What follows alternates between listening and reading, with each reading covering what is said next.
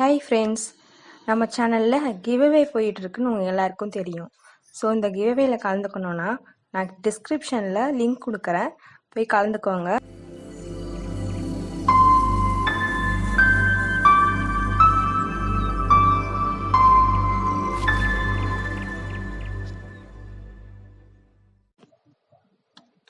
எல்லாருக்கும் வணக்கம்.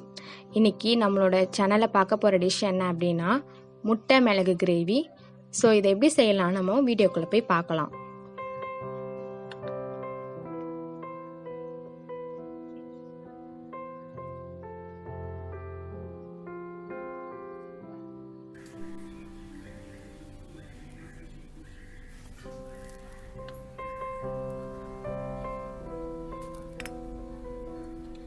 இப்போ மசாலா முதல்ல அரைச்சிக்கலாம் கிரேவிக்கு.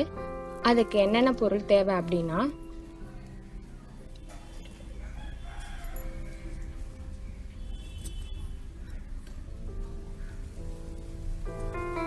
வெங்காயம்,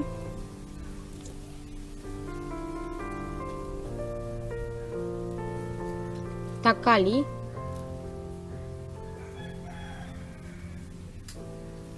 பச்சை மிளகாய், பூண்டு,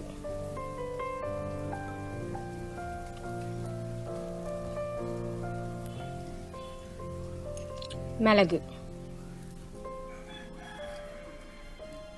முழு மிளகாய் எடுத்துக்கோங்க, பவுடர் யூஸ் பண்ணாதீங்க. அப்புறம் சீரகம்.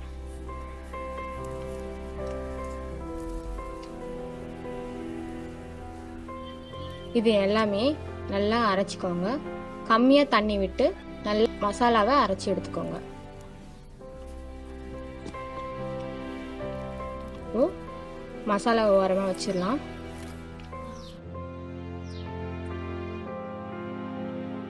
ஒரு கடாய் வச்சு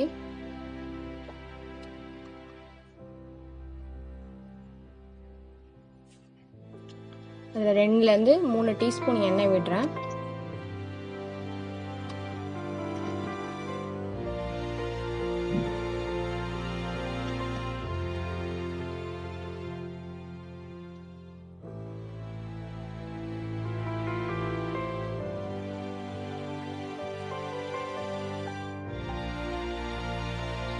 இப்போ எண்ணெய் நல்லா சூடானதுன்னா கடுகு போடுறேன்.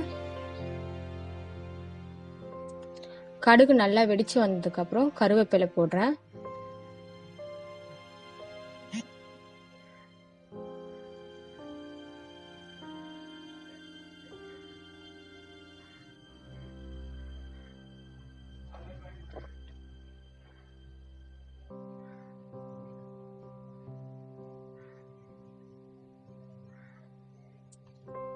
இப்போ வெங்காயம் போடுறேன்.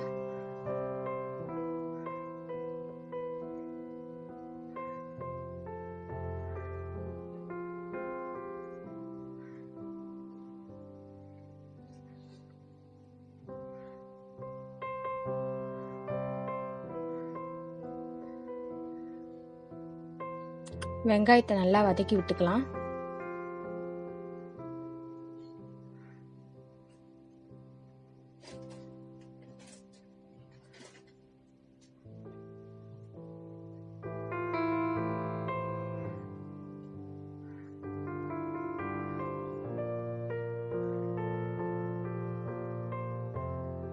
பார்த்தீங்கன்னா தெரியும், வெங்காயம் நல்லா வதங்கினதுக்கு அப்புறம் தக்காளி போடுறேன். தக்காளியும் புளியும் உங்க இஷ்டம் தான். தக்காளியை அதிகமாக்கி புளியை கம்மி பண்ணிக்கலாம், இல்ல புளியை அதிகமாக்கிட்டு தக்காளியை கொஞ்சம் கம்மி பண்ணிக்கலாம். அது உங்களோட இஷ்டம்.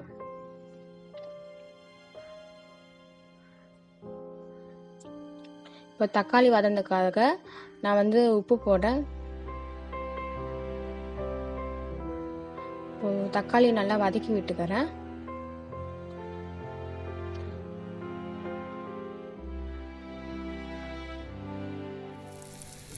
தக்காளி நல்லா வதங்கி வந்ததுக்கு அப்புறம் இந்த அரைச்சி வச்சிருக்க மிளகு சீரக மசாலாவை அது கூட ஆட் பண்றேன்.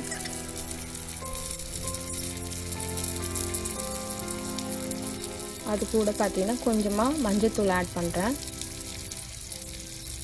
இந்த மிளகு சீரக மசாலாவும் மஞ்சத்தூளோட பச்சை வாசனை போகிற அளவுக்கு நல்லா வதக்கி விடணும். அதுலேருந்து எண்ணெயிலேருந்து இந்த தொக்கு தனியாக பிரிஞ்சு வர அளவுக்கு நம்ம வந்து நல்லா வதக்கி எடுத்துக்கணும். இதில் கலரே மொத்தமாக மாறிடும், நல்லா ஒரு ரெட்டிஷ் கலர் வந்துடும். ஸோ அது வரைக்கும் வந்துட்டு நம்ம வந்து வதக்கி விடணும்.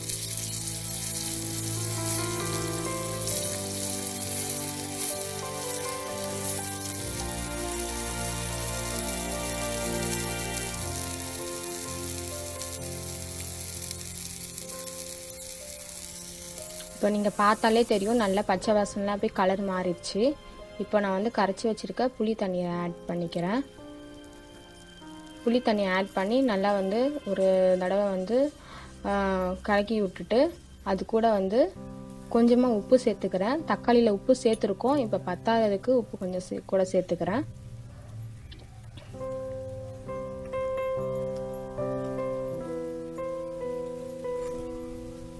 இப்போ இந்த புளியோட வாசனை போகிற வரைக்கும் வெயிட் பண்ணணும். நல்லா சுண்டி வந்துருச்சு. இப்போ வந்து முட்டையை அதில் உடச்சி ஊற்றுறேன். முட்டை நீங்கள் உடச்சி ஊற்றுனதுக்கப்புறம் கிளறாதீங்க. ஸ்டவ்வை வந்து ஸ்டோவ் பண்ணிவிட்டு ஸ்லிம்லேயே வச்சு நல்லா வந்து வேக வைங்க. அப்போ தான் வந்து முட்டை வந்து நல்லா உள்ளேயும் வேகும், கீழே அடி பிடிக்காது. ஏன்னா முட்டையை நம்ம கிளறல மேலேயே விட்டுருக்கனால கீழே மசாலா அடி பிடிக்கிறதுக்கு நிறைய சான்சஸ் இருக்குது. முக்கியமாக பார்த்தீங்கன்னா வந்து முட்டையை அப்படியே கலக்கி விட்டுட்டிங்கன்னா எல்லாம் வந்து அப்படியே சொல்கிறது கிரேவி வந்து உடஞ்சி விட்ட மாதிரி ஆயிடும் முட்டையை. அதனால் அப்படியே வச்சுக்கோங்க. இப்போ பார்த்தீங்கன்னா முட்டை நல்லா வெந்து வந்துருச்சு. இதுக்கப்புறம் நம்ம அடுப்புலேருந்து நான் முட்டையை இறக்கிறேன். கிரேவி இப்போ ரெடி ஆயிடுச்சு ஃப்ரெண்ட்ஸ். பார்த்தீங்களா இவ்வளோ அழகாக ரெடி ஆகிருக்குன்னு. நீங்களும் உங்கள் வீட்டில் ரெடி பண்ணி சாப்பிட்டு பாருங்கள். உங்களுக்கு கண்டிப்பாக பிடிக்குன்ற நம்பிக்கையில் தான் இந்த கிரேவி நான் செஞ்சுருக்கேன். முட்டை கிரேவின்ற மாதிரி இருக்காது, நண்டு குழம்பு சாப்பிட்ட ஒரு டேஸ்ட் தான் இருக்கும். ஏன்னா வந்து அதில் போட்டிருக்க மசாலாவோட டேஸ்ட்டு. ஸோ இது வரைக்கும் நீங்கள் இந்த மாதிரி ஒரு கிரேவி ட்ரை பண்ணலன்னா கண்டிப்பாக நீங்கள் ட்ரை பண்ணி பாருங்கள், உங்களுக்கு பிடிக்கும். அப்படி ட்ரை பண்ணிங்கன்னா கமெண்ட்ஸில் வந்து என்கிட்ட சொல்லுங்கள் நான் ட்ரை பண்ணேன் அப்படின்ட்டு. ஸோ வீடியோ உங்களுக்கு பிடிச்சிருக்கும்னு நினைக்கிறேன்.